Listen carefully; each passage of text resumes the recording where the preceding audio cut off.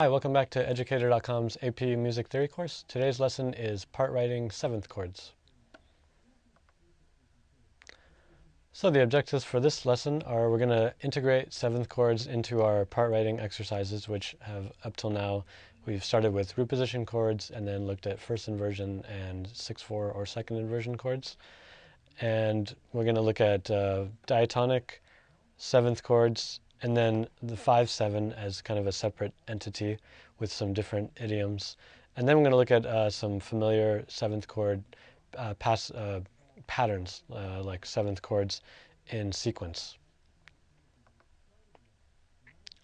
So this is a familiar idea, this preparing and resolving the seventh from the lesson on non-chord tones and suspensions. So when sevenths appear in part writing, they should be treated the same way as seventh, sixth suspensions. So we need to make sure that the seventh is prepared and then introduced and resolved downwards. And the difference between this and a suspension is that it doesn't have to happen in the same chord. So you can have a seventh moving to a sixth or not a sixth, but down a step to a consonant in the following chord. And that'll make more sense when we look at this right now. So let's take some chords here. So let's say we're in C, and we're starting with C major, of course, E, G, C, and then we're going to move to, let's move to a 2 chord. So we're moving up by step, and what we want to do is of course, we need to know what is the seventh of a 2 chord, and of course a seventh above D is C. So here we have this consonant C that's going to form the seventh in the 2 chord, so that must be tied over. And then we just need to fill in the rest of the chord.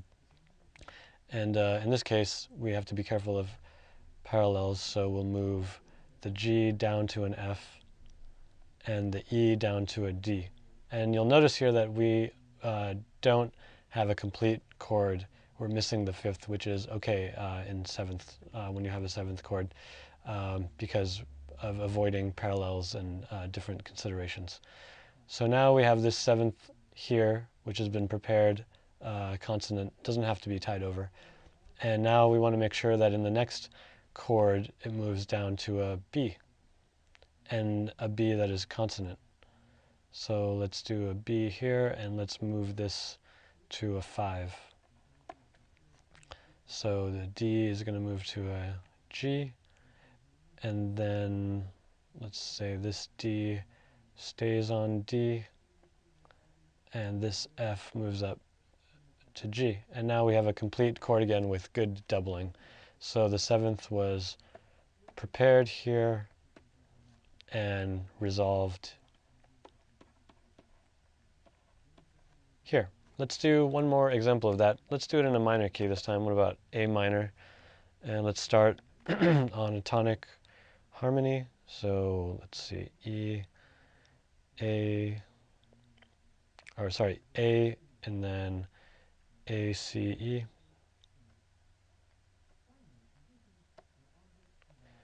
And now let's move this to a 4 chord. Or not a 4 chord, a 2 chord.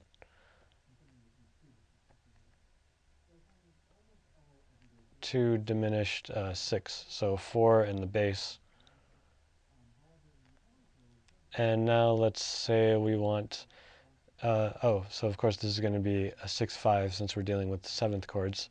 So the first thing we have to do is know what note the 7th is. So in this case, it's not going to be a 7th above the bass because the bass is not the root of the chord. So the root of this chord 2 diminished is B, so 7th above that is A. So here's our A here. So of course we're going to make sure that that stays in the same voice. And now we know that we're missing a B, a D. We have a D and an A, so we're missing a B and an F. So we'll move this C down to B here, and we'll move this E up to F here. And then we need to complete this motion of the 7th by making sure it resolves down a step here. So we'll take this down to G, and let's move this to a 5 chord as well, which means that it's a dominant chord, and this actually needs to be a G sharp, which is perfectly fine for a resolution because it just needs to be consonant with the bass. So there's the G sharp, and then we can keep the common tone B, and then this F moves down a step to A. So again, we've got the preparation,